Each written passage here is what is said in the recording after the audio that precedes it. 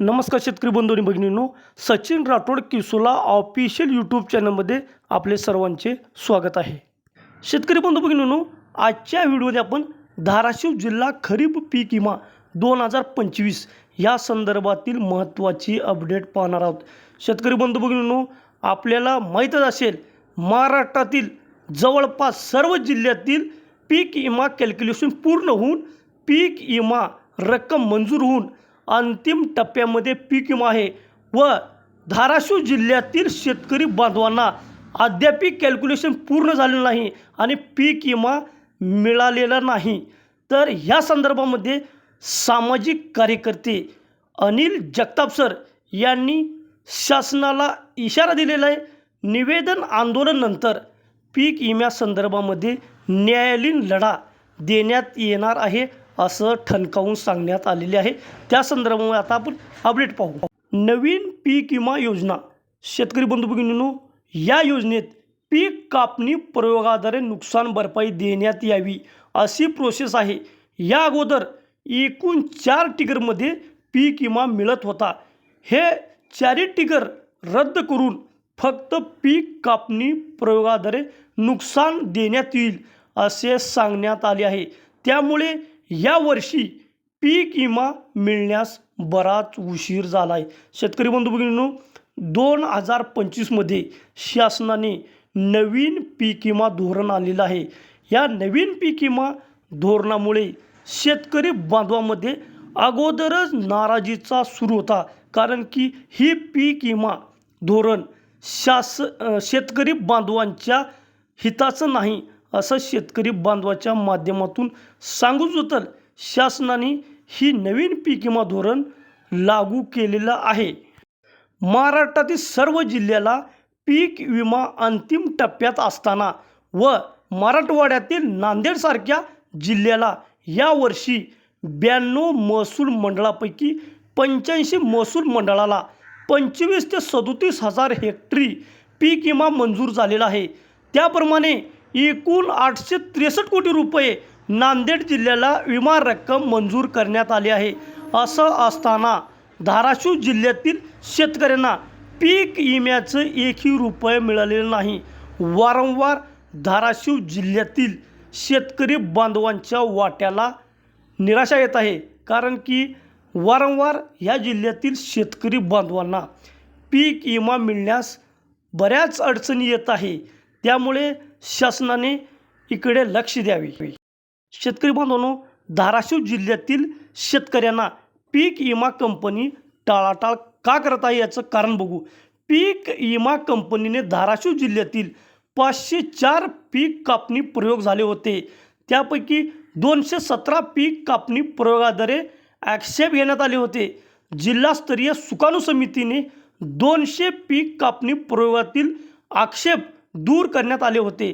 मात्र 17 पीक कापणी प्रयोगावर राज्यस्तरीय तक्रार निवारण समितीने बैठक पार पडली. त्याचा अद्याप निर्णय दिलेला नाही. या त्रुटीचा फायदा घेत पीक विमा कंपनी धाराशिव जिल्ह्यातील शेतकऱ्यांना 1 रुपया पण पीक विमा दिलेला नाही. शेतकरी बांधवांनो, पीक विमा कंपनीला कारण पाहिजे. कारण की एखादं आक्षेप जर घेण्यात आले त्यावरती पीक विमा कंपनीने त्या त्रुटीचा फायदा घेऊन त्या संबंधित जिल्ह्यातील शेतकऱ्यांना पीक विम्यापासून दूर ठेवण्याचं त्यांचं हेतू आहे. यामुळे हे आक्षेप फक्त 200 पीक विमा कापणी प्रयोग आक्षेप दूर झालेले आहे. फक्त ह्या जिल्ह्यातील 17 पीक कापणी प्रयोगावरती राज्यस्तरीय तक्रार निवारण समितीकडे ही पेंडिंग आहे. यावरती ह्या तक्रार निवारण समितीने अद्याप निर्णय दिलेला नाही. त्यामुळे कंपनीने याचा फायदा उचललेला आहे. कंपनीने लवकरात लवकर आक्षेप दूर करून कंपनीवर राज्यस्तरीय बैठक तक्रार निवारण समिती ही तक्रार निवारण दूर करणे गरजेचे आहे. 2025मध्ये किती शेतकऱ्यांनी पीक विमा भरला व पीक विमा भरलेली एकूण रक्कम किती होती हे आपण पाहू. धाराशिव जिल्ह्यात 2025मध्ये खरीपामध्ये एकूण 2,66,000 शेतकरी बांधवांनी 4,93,000 पीक विमा अर्जाद्वारे पीक विमा भरला होता. राज्य व केंद्र शासनाचा हिस्सा मिळून ICICI लॉम्बार्ड या कंपनीला 130 कोटी रुपयाचं पीक विमा दिला गेला आहे. शेतकरी बांधवांनो, आता ह्या जिल्ह्यामध्ये ICICI लॉम्बार्ड ही कंपनी होती. केंद्र शासन व राज्य शासनाचा दोन्हीचा हिस्सा मिळून 130 कोटी रुपयाचं रक्कम ह्या कंपनीला ह्या माध्यमातून मिळालेलं आहे. गेल्या वर्षी धाराशिव जिल्ह्यात सरासरीच्या 161% पाऊस झाला. प्रचंड प्रमाणात पिकाचे नुकसान झाले. पीक कापणी प्रयोग झाले. त्याची एकूण आकडेवारी पाहता धाराशिव जिल्ह्यातील शेतकरी बांधवांना एकूण 600 कोटी रुपये पीक विमा मिळणे अपेक्षित आहे. मात्र राज्य शासनाने 80-110चा फॉर्म्युला लागू केल्यामुळे या जिल्ह्यामध्ये कितीही नुकसान झाले तर कंपनी 110% म्हणजे 130% जमा झालेले आणि अतिरिक्त 13% असे एकूण 143 कोटी रुपये एवढेच पैसे देणार आहे. कंपनीला यातून 1 रुपयाही राहणार नाही. उलट पदरची रक्कम पीक विमा कंपनीला भरावी लागते. म्हणून कंपनी या मार्गाचा अवलंब करून धाराशिव जिल्ह्यातील शेतकरी बांधवांना पीक विम्यापासून वंचित ठेवणे हे पीक विमा कंपनीचं धोरण आहे.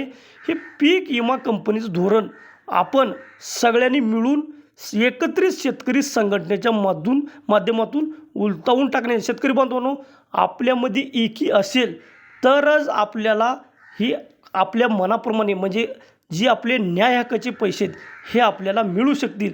नाहीतर कंपनी आपल्या फुटीचा फायदा कंपनी उचलू शकते. सामाजिक कार्यकर्ते अनिल जगताप सर यांचा इशारा.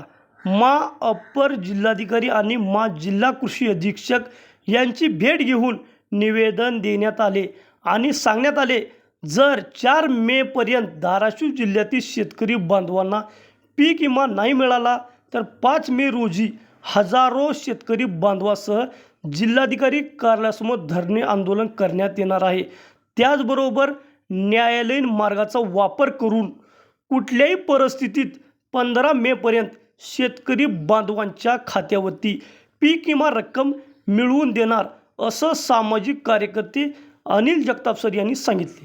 शेतकरी बांधवांनो, वारंवार 2020च्या संदर्भामध्ये बी तारकावर तारका पडत आहे. तारकावर तारका पडून सुद्धा 2020चा जो आपला कोर्टात अडकलेला पीक विमा आहे त्याचा निर्णय अद्यापी लागलेला नाही. त्यामुळे शासन ही कोर्टाची न्यायालयीन लढाईपर्यंत न जाता शेतकरी बांधवांची जी न्याय हक्काचे पैसे ती लवकरात लवकर मिळवून देणे गरजेचे आहे. नाहीतर शेतकऱ्यांना पर्याय नाही. आंदोलन, निवेदने, परत न्यायालयीन मार्गाचा वापर करून शेतकरी बांधवांना त्यांचे जे न्याय हक्काचे घामाचे पैसे आहेत ते शेतकरी बांधवांना लढून झगडून मिळवावे लागतात. धन्यवाद शेतकरी बंधूंनी भगिनींनो. पीक विम्याविषयी असेच नवनवीन व्हिडिओ पाहण्यासाठी आपण सचिन राठोड किसोला ऑफिशियल यूट्यूब चॅनलला सबस्क्राईब करा, लाईक करा, कमेंट करा, शेअर करा आणि इतर गरजू व्यक्तीपर्यंत आपल्या व्हिडिओची लिंक पाठवून आपल्याला सहकार्य करा.